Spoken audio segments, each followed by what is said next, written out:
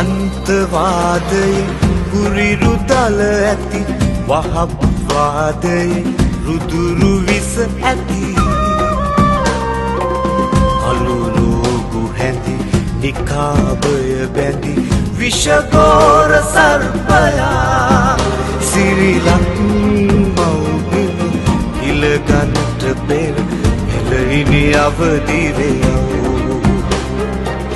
හෙලයිනි අවදිවෙයව්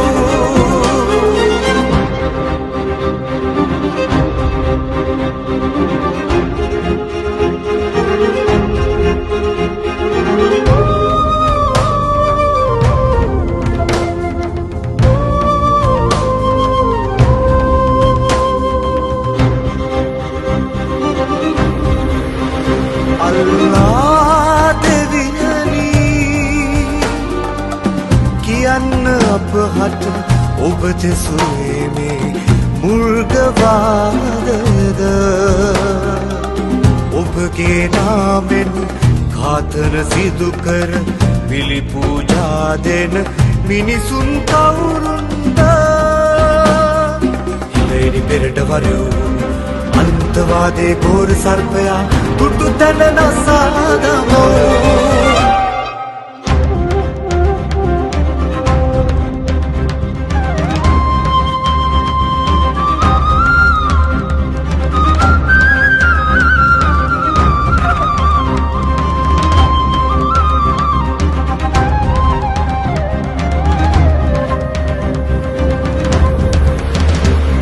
අරාබියක් වෙනතුරු මේ මවුරට නිවටුන් ලෙස බලා හිඳීමුද අරාබි නකුරින් නම්ගම් ලියලා ඉදිගස් වවනට ගම්බිම් පුදමුදා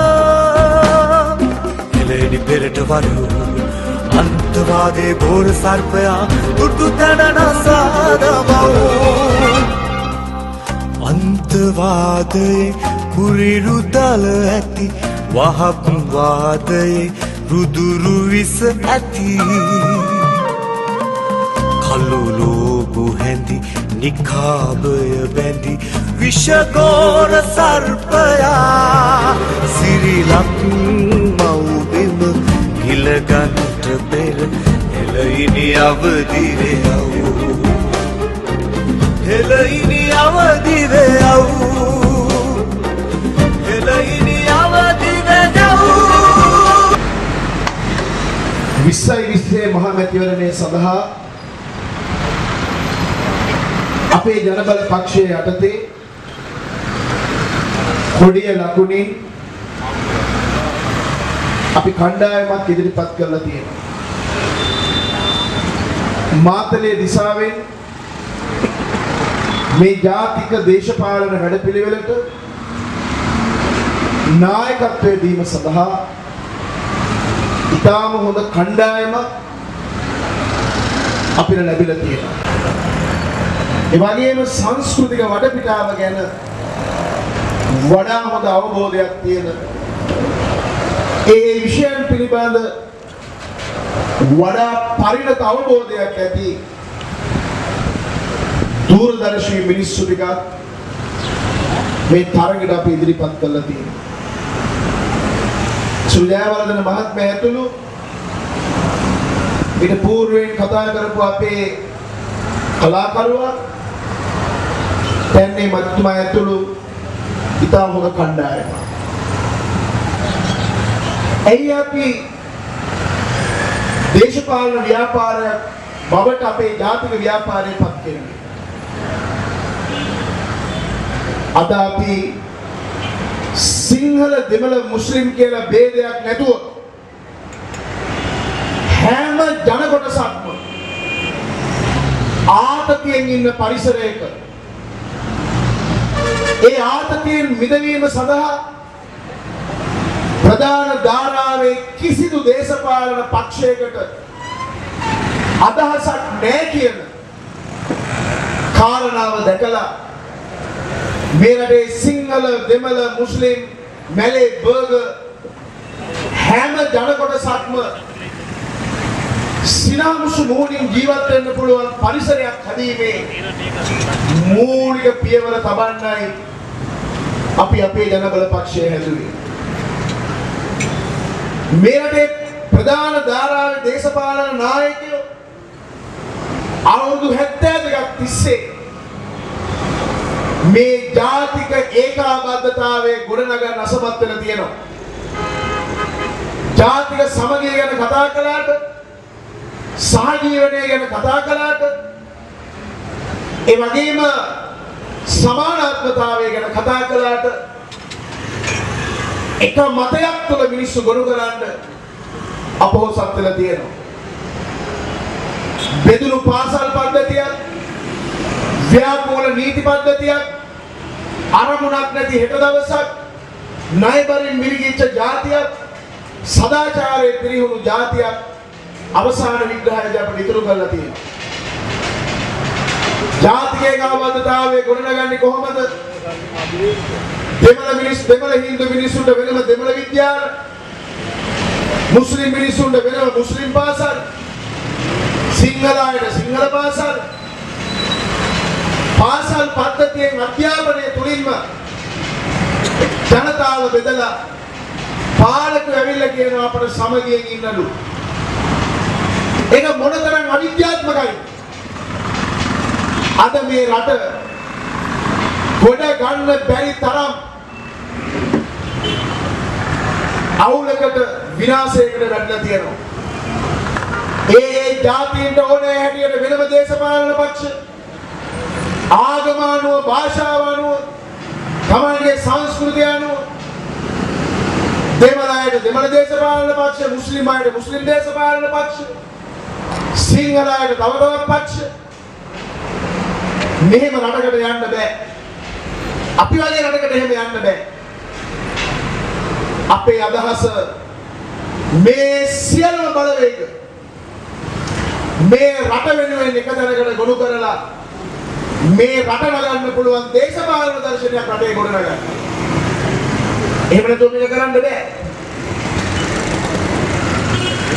අවුරුදු 72ක දේශපාලන ඉතිහාසය තුල අපි දන්නවා අපේ රට වැටි ඇති තැන.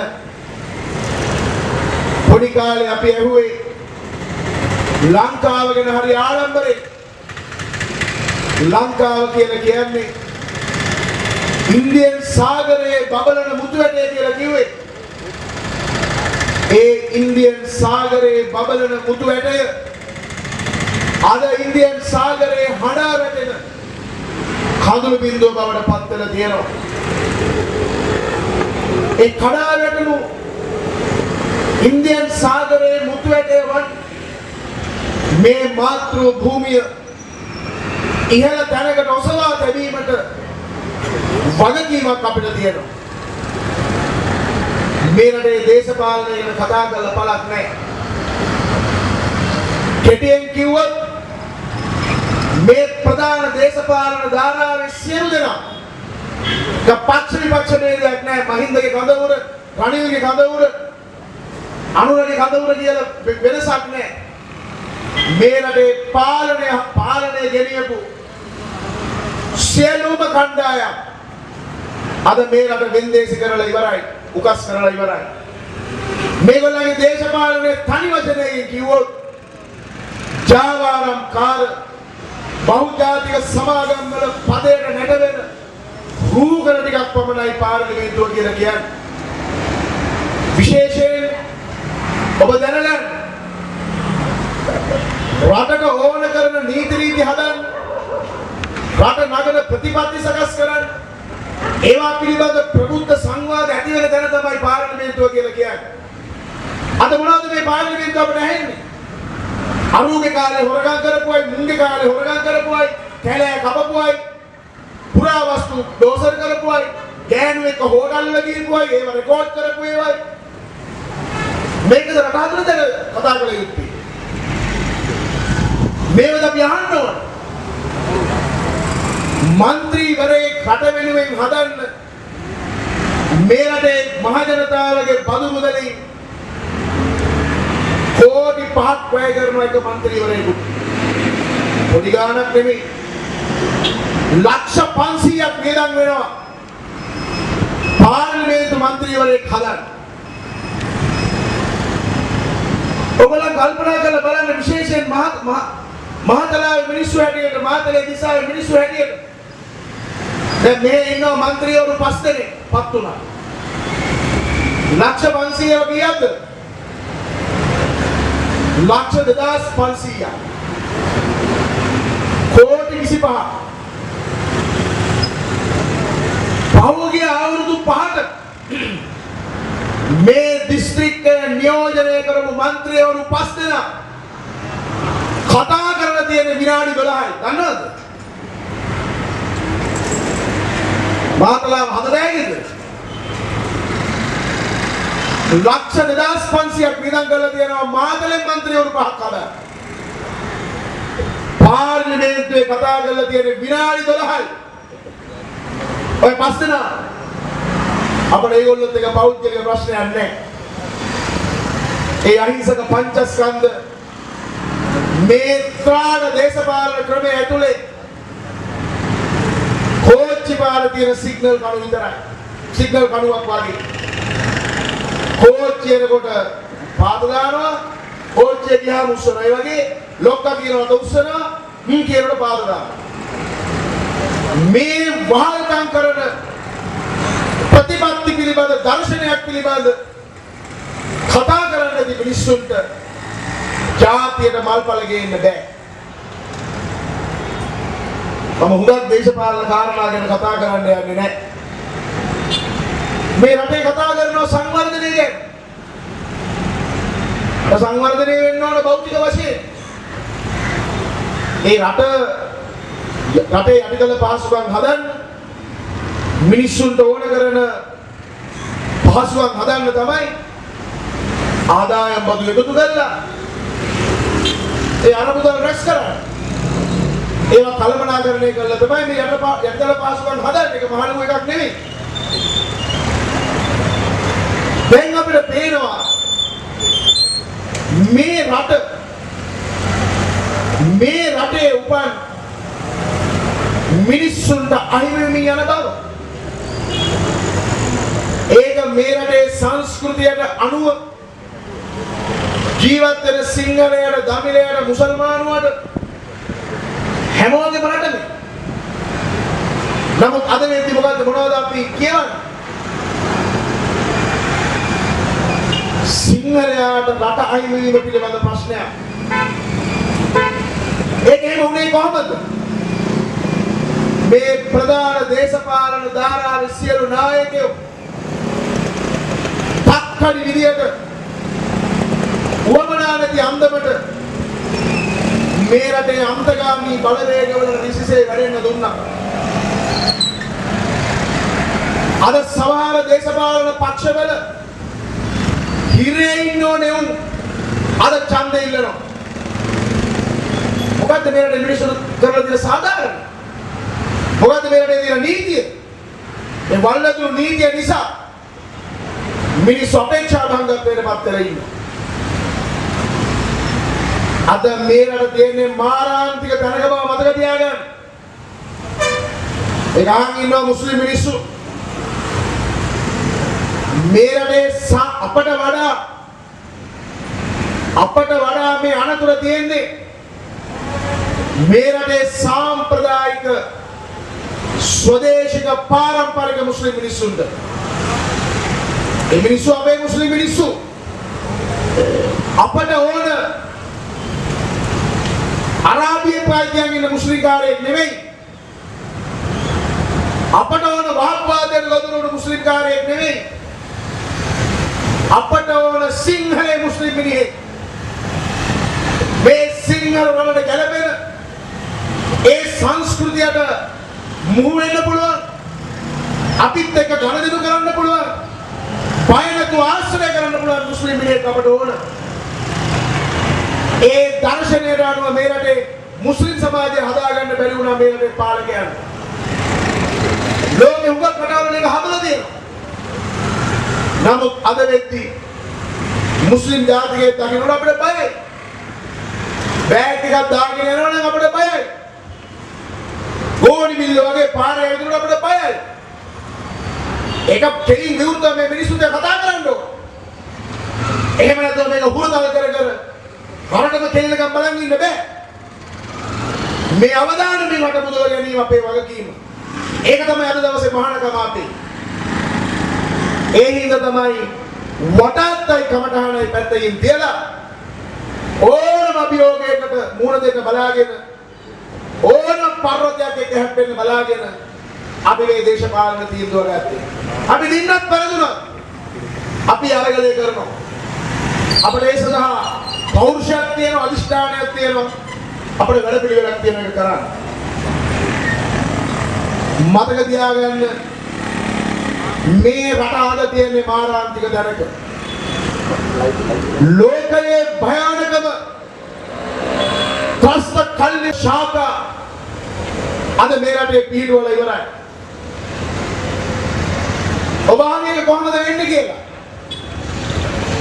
මුළු ලෝකෙම බීතියට පත් කරලා තියෙන අල් කයිඩා,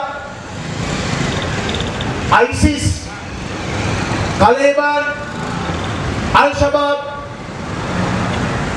लक्षाई टॉइबा वेरी, बोको हराम वेरी, एक त्रस्त कल्लिवल सियल शाखा में मौत में भीड़ वाली बना है. एक त्रस्त कल्लि निगम भीड़ वाला ने, एक त्रस्त कल्लि भीड़ वेंड ideology එකක් තියෙන්න ඕන, මතවාදයක් තියෙන්න ඕන. ඒ ප්‍රධාන මතවාද හතරම අද මේ රට තුල ස්ථාපනය කරලා තියෙනවා. ඒ ප්‍රධාන මත හතරම අද මේ රට තුල ස්ථාපනය කරලා තියෙනවා. වෙනදා අපි මේ රටේ දැක්කේ සුෆි මුස්ලිම් මිනිස්සු සාමාන්‍ය විදිහට ව්‍යාපාර කරගෙන අපේ හොඳ හිත දිනාගෙන දේවල් බෙදා හදාගෙන සාරි පොටෙන් ඔළුව වහගෙන ඒ සාම්ප්‍රදායික මුස්ලිම් මම්මලා අපි දැක්කේ. ඇයි ඒ සාම්ප්‍රදායික මුස්ලිම් මම්මලා අර ගෝණි බිලු කළු ලෝගෝක හිර කරන්නේ? මේක අරාබිය නෙවෙයි. මේ දූවිලි කඳු නේ, කාන්තාර නේ. උස්ම ගන්න බැරි ප්‍රශ්නයක් නෙවෙයි නේ. මොකද්ද මේ සංස්කෘතියක් ඇතුළේ තව සංස්කෘතියක්? ඒගොල්ලන් හැඩ ගැහෙන්න ඕන මේ රටේ සිංහල සංස්කෘතිය නානුව. මේක කියන්නේ එක පරිත්‍න පාර්ලිමේන්තුවේ ආණ්ඩු බලය අතර ගත්තාම අපිවත් කියලා මේක හදන්න ඕන. එදා කොස්තන්තින සා දිගින් දිගට මුස්ලිම් වරුන්ට පහර දීගෙන ව්‍යාපාර උදුරගෙන මරාදාති බානුවල රජකම් කරපු සෙරණත් රජු ළඟට ආවා මුස්ලිම් ප්‍රජාව. එදා මොකද සෙරණත් රජු කිව්වේ? මම ඔබලට ජීවිත දාණය දෙනවා. ජීවත් වෙන්න ඉල්ලුවේ. මේ රටින් එදා සෙරණත් රජු ඒක නොකරන එක මුස්ලිම්වරයෙක් මේ රටේ ඉතුරු වෙන්නේ මතක තියාගන්න. ඒ මුස්ලිම් ප්‍රජාවට සෙරණත් රජු කිව්වා අන්න නැගෙනහිර තියෙන පළාතක්, නැගෙනහිර පළාත ගිහිල්ලා උඹලා පදිංචි වෙලා ජීවත් වෙන්න. හැබැයි කොන්දේසියක් උඩ පවුල් 4000යි වැඩි ගාණක් හිටියේ නෑ. ඒ පවුල් 4000ට කිව්වා නැගෙනහිර පදිංචි වෙලා උඹලා සිංහල වෙන්න ඕන, සිංහල භාෂාව කතා කරන්න ඕන, සිංහල වාසගම් ගන්න ඕන කියලා. එහෙම තමයි දා සිංහල රජුගේ සැලකුවේ. අද මොකද තත්ත්වය? අප ගිය 15 වෙනිදා නැගෙනහිර හිටියේ. ගිය 15 වෙනිදා මම අක්කරේ පත්තුවේ කල්මුනේ පොතුවිල වල හිටියේ. පාරම් පත්තුවේ. ඒ යනකොට පුරාවස්තු ටික වනසනවා. ඔන්න නෑදෑකමට අපිට වෙච්ච අපිට සලකපු විදිය. මේක කතා කරන එක ජාතිවාදයක්ද? මේක පෙන්වල දෙන එක අපරාධයක්ද? මේක පෙන්වල දෙන එක යුතුයකමක්ද? අපිට වගකීමක් තියෙනවා. අපේ රටේ ජීවත් වෙන මුස්ලිම් සමාජය වහා බන්තවාදයට යා නොදී මරාගෙන මැරෙන ඇවිදින බෝම්බකාරයන් බවට මේ මුස්ලිම් සමාජයේ ධර්මපට උපත් නොකොට මේ ලස්සන රටේ hina වෙලා විශ්වාසයෙන් එකිනෙකාට ගනුදෙනු කරන්න පුළුවන් පරිසරය ඇතිීමේ උත්තුංග වගකීම තියෙන අපිට. ඒක අපි කරන්නේ මහා කරුණාවෙන්. ඒ කිසිම මුස්ලිම් මිනිහෙක් අපේ පෞද්ගලික අමනාපයක් හෝ වෛරයක් නැහැ. එහෙම එකක් නැහැ. හැබැයි මුස්ලිම් සමාජයේ මේ අපේ මතය පෙන්වුවේ යක්ෂයෙක් වගේ, බිල්ලෙක් වගේ පෙන්වුවේ. ඒ නිසා මුස්ලිම් මිනිස්සුන්ට තියෙන්නේ මේ වතාවේ කොඩියට කතරේ ගන්න. ඔටුවට නෙමෙයි. ඔටුවට කතරේ ගහලා කෙලවගෙන කාන්තාරටම තල්ලු වෙන්න හදන්න එපා. ඔටු ලකුණු මෙහෙ නෑනේ. ඔටුවගේ සංකේත මෙහෙ නෑ. ඒ නිසා ඔටුව ඕනේ මෙහෙට. ඔටුවගේ ලාංඡනයෙන් එන එක ඉන්න ඕන හිරේ. උන් තමයි මේ රට මේ දැනට ගෙනාවේ. මුස්ලිම් මිනිහා කෙරෙහි වෛරය, ද්වේෂය ඇති කරන්න, ආතතියක් ඇති කරන්න අද සිංහල මිනිහා මුස්ලිම් මිනිහා ආශ්‍රය කරන්නේ බයි. දෙමළ මිනිහා මුස්ලිම් මිනිහා ආශ්‍රය කරන්නේ බයි. ඇයි ඒ දුරස්වභාවය ඇති අපිද? ඒගොල්ලමයි. අද රට මෙහෙම තිබුණාට රට දෙකඩ වෙලා ඉවරයි. රට ඇතුලේ වෙනම රටක් හදලා ඉවරයි. දැන් ෂෝක් එක දිගට ගත්තනේ අපේ ඉස්කෝලවල. ඉස්කෝල වෙනකොට දැන් මද්රසා පාසල්, විශ්වවිද්‍යාල, ශරියා විශ්වවිද්‍යාල. දැන් බොහෝ මේ මාතලේ මුස්ලිම් නගරයක් උනේ මේ මෑත භාගයේ. අපේ විහෙර දේවාලගම් වල ඉඩන්නේ. එහෙම කිව්වයි කියලා අපි නරපා හැදී නෑනේ. අපි කියලා බැලුවේ නෑනේ බඩුවක් මුට්ටුවක් කරලා ඔළුවේ හවල් එක තියනවද, රැවුල තියනවද අපිට ප්‍රශ්නයක් උන්නේ නෑනේ. ඒ මිනිස්සුන්ට සල්ලි අතපත ගන්නකොට, සල්ලි ආමින් එනකොට ඒවා හලාල්ද කියලා බැලුවේ නෑනේ. මේ ඉස්ලාමීය බැංකු පද්ධති තිබිලා නෙවෙයිනේ.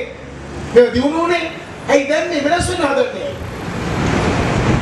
රටක මූල්‍ය නීතිය එකයි. ඉස්ලාමික රාජ්‍යයන් වල ඉස්ලාමික බැංකු පද්ධතිය තිබුණාමයි. මුස්ලිම් ප්‍රජාව මෙහෙ වර්ධනය වෙනකොට ඒගොල්ලන්ගේ පද්ධති වලයිලා ඔක්කොම මෙහෙගෙන ආපු අපිට මොකද වෙන්නේ? අපිට ඕන දේවල් කරන්න බෑ අරාබියට ගිහින්. ඒක නිසා මේක තේරුම් ගන්න ඕන මුස්ලිම් සමාජය. මේ බෙදුම් වාදය, මේ සමාජ බෙදුම් වාදය පරාජය කරන්න ඕන අපි. ආහාර ටික හලාල් කළා. හලාල් කෑවනේ කවුද මුස්ලිම් මිනිස්සු? ඔය හලාල් ප්‍රොසෙස් එක කරන්න තමයි පල්ලියේ මෞලවිවරයෙක් තිබ්බේ. ඒගොල්ලන් මේ පාරිභෝගික භාණ්ඩ වලට ලකුණු ගහලා මේ පිස්සු කෙලියේ නැහැ කලින් ඉරමු මෞලවිවරු. මේක කළේ උලමා. දැන් ලංකාවේ මුස්ලිම් සමාජයට උපදෙස් දෙන උලම බකමුණ කරන්න ඕනම.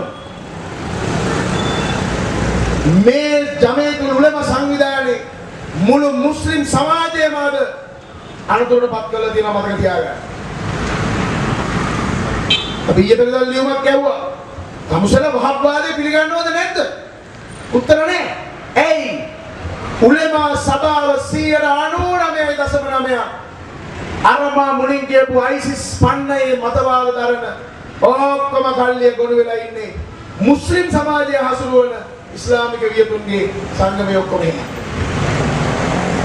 तबलीग जमात, जमात इस्लाम, तौहीद जमात, इखवान मुस्लिम, वहाबी सलफी මේ මත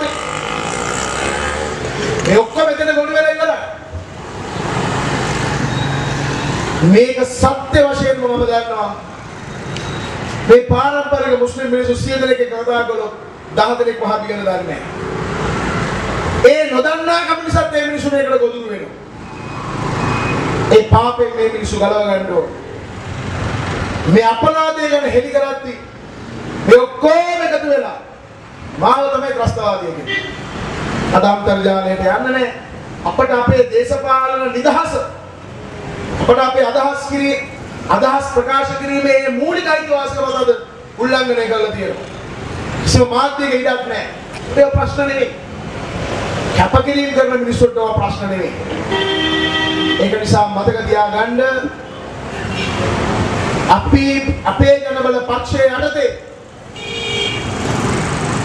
කොඩිය ලකුණින් තරග කළා මේ ජනවරම හදන්නේ මේ ඉස්ලාම් මන්තවාදය තලාදා. ඒ වෙනුවෙන් නීති හදන්න ඕන. වහ නීති හදන්න ඕන. ඒ නීති හදලා එක රටක් එක නීතියක් ඒ එක නීතිය අනුව ඉන්න පුළුවන් අයට ඉන්න පුළුවන් බැරි අයට බැරලා ඉන්න පුළුවන් විකල්ප දෙකයි තියෙන්නේ. මේ සූදානම් අපි කාගෙන්වත් මරුම් ගන්න. ඒගොල්ලන්ගේ දේ ඒගොල්ලන්ට අපේ බුදුන් අපට. ඒක මතක තියාගන්න ඕනේ මේක බුදුන්ගේ දේශය බව.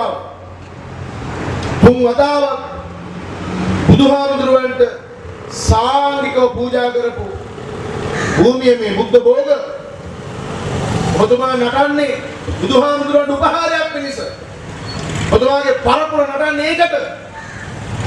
පෙරවලේ දරුවෝ නින්දගම් දුන්නේ ඒකට. හැබැයි ඒ නින්දගම් වල මුස්ලිම් පල්ලි හදන්න දුන්නාම ඕක මිත්‍යා දෘෂ්ටිකයි කියලා අපි විරුද්ධ වුණාද? ඒක නේද අපේ මනුස්සකම? දැන් අපිට කෙලින්න හදන්නේ. ඒක වැරදි. දේශපාලන නායකයෝ බිරියානි කියලා අරාන්තවාදීන්ගෙන් අල්ලස් අරගෙන මේක පාව දීලා මේ මුළු සමාජ පද්ධතියම පිටරට්ටුවට දේශපාලකයෝ හරි කැමති මේ විරසකේට. මුස්ලිම් මිනිස්සු වෙනම යන්න, සිංහල මිනිස්සු වෙන වෙන්න ප්‍රශ්න හදන්න ගහගන්න තරමට මුන්ට වාසි. සිංහල මිනිස්සු මුස්ලිම් මිනිස්සුන්ට ගහනවා නම් මුස්ලිම් නායකයෝ හරි කැමති. ඇයි? මැද ප්‍රතිකින් ෆන්ඩින් එනවා.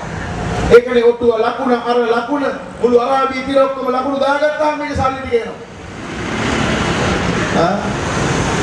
අර දුප්පත් මුස්ලිම් මිනිස්සු ඉන්නවා ඛණ්ඩ නැහැ.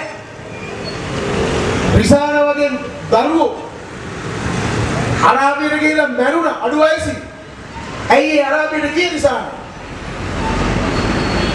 ජීවිතේ ඉල්ලලා පොර බදලා. හැබැයි ගොඩනැගිලි හැදෙනවා. මිනිස්සු හැදෙන්නේ. ඒක හින්දා